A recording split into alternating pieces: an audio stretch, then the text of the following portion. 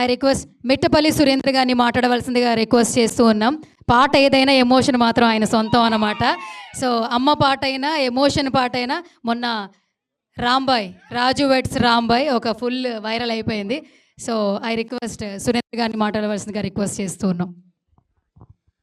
అందరికీ నమస్కారం. మీకే అందరికీ నమస్కారం. Thank you.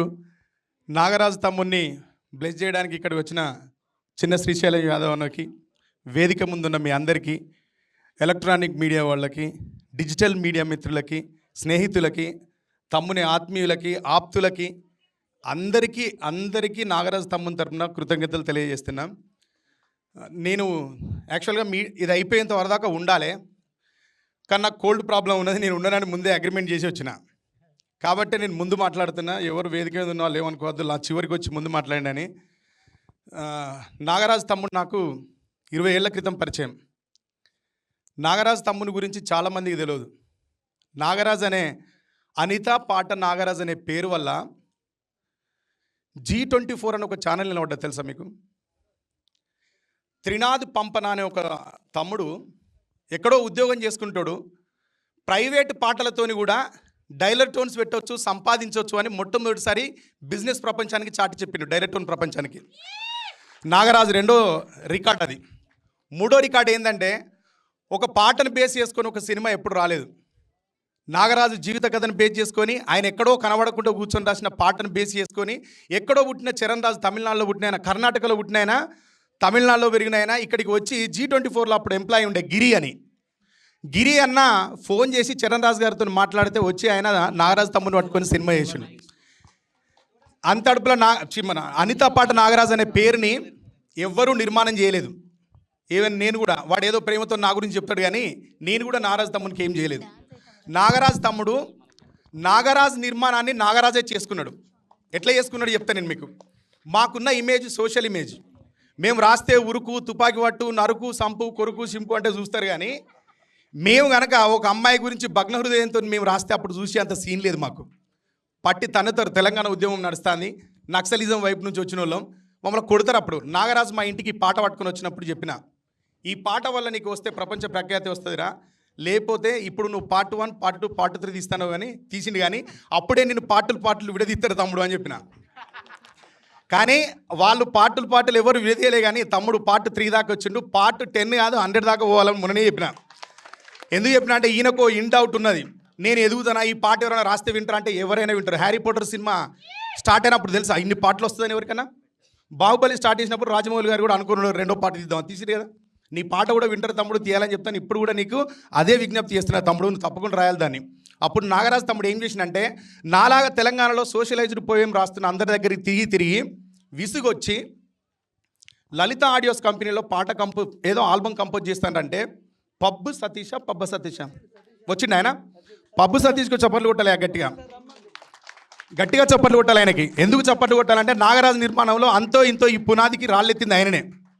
ఈ అన్నకు చప్పట్లు కొట్టారు. కమలాపూర్ ఈటలేంద్రన ఊరైన ఈయన సహాయం తీసుకొని తమ్ముడు జేబుల నుంచి ఒక 12,000 అప్పుడు ఖర్చు పెట్టి లలిత ఆడియోస్ వాళ్ళతో కలిసి పాట తీసిండు. ఆ పాటకు డబ్బులు ఈయనే పెట్టుకున్నాడు. ఈయన కొంత పెట్టుకున్నాడు, నాగరాజు కొంత పెట్టుకున్నాడు. స్వశక్తితోని పైకి వచ్చిన వాళ్ళలో ఎవరైనా ఉంటే నాకు తెలిసి ఫోక్ రంగంలో తమ్ముడు వచ్చిండు. ఇంకా బాగా రావాలని కోరుకుంటున్నా. వీనికి ఎంత మోమాట ఉండే అంటే, పాట రిలీజ్ అయింది, పారిపోయిండు. ఎక్కడ చదువుకుంటాడు? కొత్తగూడెం దగ్గర ఉన్న పాల్వంచలో చదువుకుంటాడు తమ్ముడు. అప్పుడు G24లో పాట విచ్చలవిడిగా ప్లే అవుతుంది. ఎక్కడ చూడు ఈయన గురించి మాట్లాడతారు. ఆ పాట ప్లే అవుతున్న రోజు, అది బాగా వైరల్ అయిన రోజు, దాని గురించి 2 స్టేట్లు బలంగా మాట్లాడుకుంటున్న రోజు, నాగరాజు అని కలవరిస్తున్న రోజు, నేను అబద్ధం ఎట్లుంటుందో కూడా చూసిన తమ్ముని వల్ల. అబద్ధం కూడా ఎట్లా ఉంటుందో చూసిన, తనది కానీ ప్రతిభని తనది అని ఎట్లా చెప్పుకుంటారో కూడా చూసిన. నాగరాజు అనిత పాట వినిపించి ఎక్కడనో ఆ ఊరి పేరు పాల్వంచలో ఉన్నాడు. G24 ఛానల్లో ఒక 10 మంది ఉండొచ్చు మేమే రచయితలు అని. ఉన్నారా? వాటర్ ఇవ్వమ్మ. ఒక 10 మంది రచయితలు వచ్చి కూర్చున్నారు. అప్పుడు G24 వాళ్ళు ఒక నంబర్ వేస్తారు దాని మీద. నేను ఉప్పల్లో పాండు గౌడ్ అని ఒక అన్న ఇంట్లో ఉన్నా. ఈ తమ్మునికి ఫోన్ చేసిన 1133 ఫోన్లో 1100 ఫోన్లో అప్పుడు నాగరాజు ఎక్కడున్నావు అని అడిగినా. రాజు గజగజ అనుకుతాడు, అన్న సంపేశ్వరేమో అన్న ఎవడన్నా వచ్చి అనిత లేదు పాడలేదన్న, నాకు ఏందన్న ఏదో ఊహత్య రాసుకున్నా అన్న, ఇదేందన్న టీవీలో వీడియోడు అనిత పాట తాను కనిపించగా తన అమర ప్రేమను వినిపిస్తున్న గాయకుడు అని చెప్తారు, రచయిత అని చెప్తారు, నాకు భయం అవుతుంది అన్న అన్నాడు. నేను ఫోన్ చేసి చెప్పిన, తమ్ముడు నువ్వు భయపడకు, నువ్వు అస్సలే భయపడకు, నీకోసం నేను ఉంటా, నీ దగ్గరికి మనిషిని పంపిస్తా, నీ దగ్గరికి ఛానల్ వాళ్ళని పంపిస్తా, నువ్వు పాల్వంచ నుంచి హైదరాబాద్కి వచ్చి ఇంటర్వ్యూ ఇవ్వాలి తమ్ముడు అని చెప్పిన. నేను అస్సలే రానన్నా అన్నాడు. ఫోన్ స్విచ్ ఆఫ్ చేసిండు. కొద్దిసేపటికి వీనికి ఏమనిపించిందో మళ్ళీ ఫోన్ చేసి అన్నా నేను వస్తా అన్నా అన్నాడు. వెంటనే G24 వాళ్ళకు ఆ డిస్ప్లే అవుతున్న నెంబర్కి కాల్ చేసి చెప్పిన, నాగరాజు అనేవాడు మీరు టీవీలో చూపెడుతున్నవాడు కాదు, మీ దగ్గర ఉన్నాడు కాదండి, ఒరిజినల్ నాగరాజు నా దగ్గర ఉన్నాడు, నాగరాజు చచ్చిపోలేదు బతికే ఉన్నాడు, ఆయన ఒక చోట ఉన్నాడు, మీరు ఎవరిని పంపిస్తారు అని అడిగిన. మేము పంపిస్తామన్నా, మీరు చెప్తే పంపిస్తామన్నారు. నాకు నమ్మకం ఎవరో చెప్పండి వాళ్ళ నెంబర్ ఇయ్యండి అంటే నంబర్ ఇచ్చిండు. నంబర్ ఇస్తే పాల్వంచకు మాట్లాడి ఖమ్మం స్టాప్ దగ్గర నుంచి వెళ్ళి తమ్ముని దగ్గరకు ఒక కారు పంపించిన. తీరే టైం కారు పోయినాక వీడు భయపడి జాక్కుంటాడు. బతిమాలి ఒప్పించి కారు ఎక్కించి ఇక్కడికి తెప్పించినాక G24 వాళ్ళు ఈ తమ్ముని పెట్టి ఆ రోజు మొత్తం కేవలం నాగరాజు పాట మీద డిస్కషన్ నడిచింది. నాకు తెలిసి ఏ ఛానల్ నడవలేదు, ఏ ఛానల్ కూడా ఆ రోజు నడవలేదు, ఓన్లీ నాగరాజు మీద డిస్కషన్ నడిచింది స్టేట్ అంతా. అప్పుడు ఉమ్మడి యునైటెడ్ స్టేట్. దాంట్లో ఈ తమ్ముని కూర్చుని పెట్టి అని అడుగుతాడు, అనిత ఉన్నదా లేదా అని అడుగుతారు వాళ్ళు. మరి ఇప్పుడు నేను కూడా అడుగుతాను, అనిత ఉన్నదా లేదా ఇప్పటికన్నా. అప్పుడు చెప్తా, అప్పుడు ఇట్లనే ఇప్పుడు ఇక్కడ 10 కెమెరాలు ఉన్నాయి తమ్ముని ముందు, అప్పుడు ఒక 2 కెమెరాలు ఉంటాయి ఇక్కడ, తమ్ముడు ఎదురుగా ఉంటాడు, నేను నాగరాజుకి ఎదురుగా కూర్చొని ఉంటా, మధ్యలో టేబుల్ ఉంటుంది, యాంకర్ క్వశ్చన్ చేస్తూ అంటాడు, ఈడు అడుగుతూ అంటాడు అనిత ఉన్నదా లేదా అని అడుగుతారు, ఏం చెప్పాలి అని. అనిత లేదురా అని చెప్పిన, లేదు అని అంటే లేదు అని చెప్తాడు. దెన్ వెంటనే ఆయన ఏం క్వశ్చన్ ఇస్తాడంటే మరి అనిత ఎవరు అని అడుగుతాడు. అప్పుడు బ్రేక్, అనిత ఎవరు అంటే ప్రపంచం అంతా స్తంభించిపోయి చూస్తూ ఉంటుంది, బ్రేక్ వేస్తారు. బ్రేక్ వేసి తమ్మునికి మాకు ఛాయలు ఇచ్చి కూర్చుని పెడతారు. ఏం చెప్పాలన్న వాళ్ళు ఇప్పుడు అనిత అంటే అంటాడు.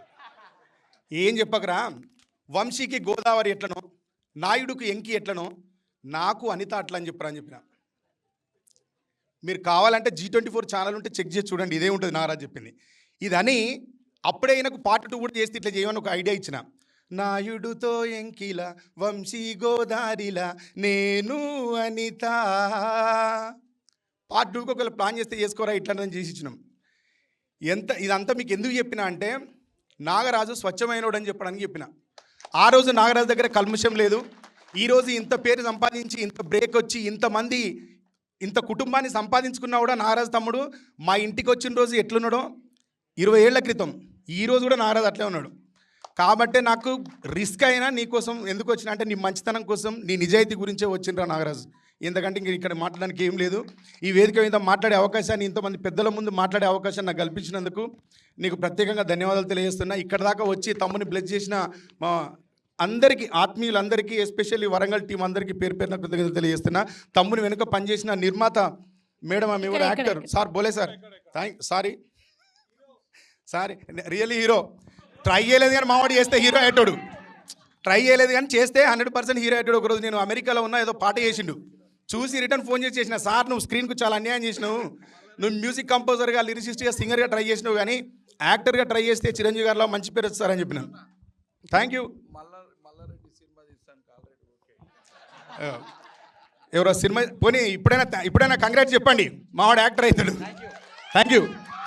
కాదు ఒక్క నిమిషం సార్, లాస్ట్లో ఒక్క నిమిషం. సో ఇంత మంచి స్పీచ్ ఇచ్చారు కాబట్టి మెట్టపల్లి గారు అనగానే మాకు ఒక చిన్న నాకు వాటర్ ఇక్కడే ఒక్క లైన్ సార్, ఒక్క లైన్ అందరి ఫేవరెట్ అగో వాటర్. ఓకే ఎస్, అదిగోండి అక్కడి నుంచే వస్తుంది. చాలా మంది రాజులు వెయిట్ చేస్తున్నారు రాంబాయ్ కోసం. ఒక్క లైన్ సార్, ఒక్క లైన్. అయ్యో చూడండి, ఇటు నుంచి మొదలు పెడితే కేఆర్ క్రాంతి తమ్ముడు వచ్చిండు, ఇప్పుడే తమ్ముడు చిన్ని చరణ్ వచ్చిండు, నరసన్న వచ్చిండు, మధుప్రియ ఉన్నది, బోలే సార్ ఉన్నాడు, వాసు ఆర్ట్స్ అని ఉన్నాడు, ఎంతమంది మా వరంగల్ సీన్ అని అందరికి, తమ్ముడు బుల్లెట్ బండి వాడు ఉన్నాడు, ఇంతమంది ఉన్నారు మాట్లాడేవాళ్ళు, పాడేవాళ్ళు. మంచి ఇళ్ళతో ఎంజాయ్ చేయండి. మా కోసం ఒక్క లైన్ సార్, ఎంత చెప్పినా కూడా రాంబాయి పాట ఒక్క లైన్ సార్ మా కోసం. ఏం పాట పాడాలి చెప్పండి. రాంబాయి నీ మీద నాకు మనసా. రాంబాయా అమ్మ పాట? రాంబాయ్ అంటే అమ్మకి ఎవరు అభిమానులు లేరా ఆయన గింత దారుణమా? అమ్మ పాట అయినా ఓకే, మాకు ఏదైనా పర్లా, మీరు పాడితే చాలు. రాజ్య ఓకే, బోలే సార్ పాడతాడండి. ఫస్ట్ కంపోజ్ చేసింది ఆయననే పాట. సరే అమ్మ పాట అనగానే సురేందర్ ఎంత గొప్పోడంటే చాలా అద్భుతం రచయిత అనటానికి సురేందర్ మిట్టపల్లి అందరికీ ఆదర్శమే. నంది అవార్డు గ్రహీత నా శిష్యుడు. కురిసేవాన చినుకులకు నీలి నింగి అమ్మ, ములిసే పచ్చని పైరులకు నేల తల్లి అమ్మ, వీచే చల్లని గాలులకు పూల కొమ్మ అమ్మ, ప్రకృతి పాడే పాటలకు ఎలకోయిల అమ్మ, సృష్టికి మూలం అమ్మతనం, సృష్టికి మూలం అమ్మతనం అన్నాడు. సృష్టించలేనిది అమ్మ గుణం, అమ్మ పాడే జోల పాట. ఇప్పుడు కొట్టండి చప్పట్లు. అమృతాని కన్నా తీయనంట. ఎవడు ఈ రైటరు? అమ్మ కూడా. నింగి జాబిలి చూపించి గోటితో బుగ్గలు గిల్లేసి ఉగ్గును పట్టి ఊయలలూపే అమ్మ లాలనా, ఊపిరి పోసే నూరేళ్ళ నిండు దీవేనా. నువ్వు పాడితే ఏం కిక్ ఉంటుందా? నువ్వు రాసిన పాట నేను పాడితే కిక్ ఉంటుంది. Thank you sir, thank you. నింగిని తాకే మేడలకు పునాది రాయి అమ్మ, అందం పొందిన ప్రతిశిలకు ఉలిగాయం అమ్మ, చీకటి చెరిపే వెన్నెలకు జాబిల్లి అమ్మ, లోకం చూపే కన్నులకు కంటి పాప అమ్మ, అమ్మంటే అనురాగ జీవని, అమ్మంటే అనురాగ జీవని. లాస్ట్కి ఏమన్నాడు తెలుసా? అమ్మ పేరే సంజీవని. అందుకే ఈ పాట ఎప్పటికీ బతికి ఉంటుంది. నేను బిగ్ బాస్లో పోయినప్పుడు అమ్మ గురించి పాట పాడినప్పుడు అందరూ ఉప్పొంగిరు, కానీ నీ పాట నేను ఎప్పుడు గుండెలో పెట్టుకున్నా. గొప్ప పాట చేసినావు సురేందర్. Thank you. అందరు రుణపడి ఉన్నారు నీకు ఈ పాటకు.